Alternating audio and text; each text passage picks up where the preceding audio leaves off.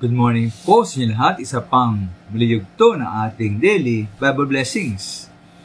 Pamagat po ng ating araling ngayong umaga ay, iba ba ang ating paggamit ng oras? Iba ba ang ating paggamit ng oras?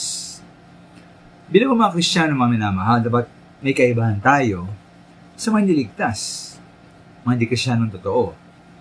At isa pong mahalagang dapat na kaibahan natin ay kung paano natin matalinong ginagamit hindi sinasayang ang ating oras at panahon.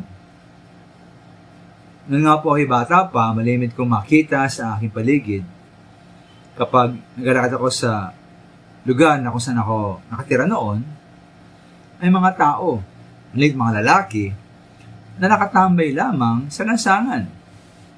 Walang ginagawa o di kaya kwentuhan lamang. Ang sa akin po musmus na isip, ako ay nagtatanong, di ba't sayang ang kanilang oras sa panahon dahil tila wala silang ginagawa?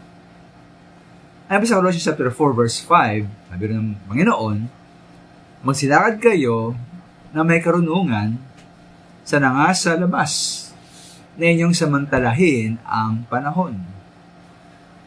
May kita maminahal dito sa versikulo na maaring ang pag-aaksaya ng panahon ay paglakad ng walang karunungan at pawa nga itong kamangmangan.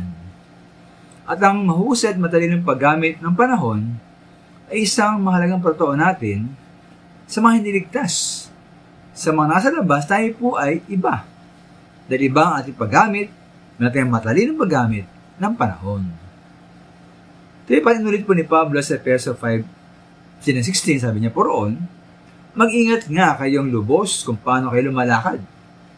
Huwag gaya ng mga mangmang, kundi gaya ng marunong, na inyong samantalahin ang panahon, sapagkat ang mga araw ay masama.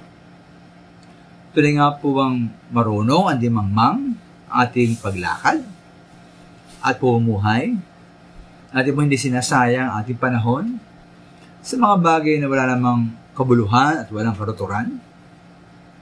Minaman na po makita ng mga tao na iba tayo.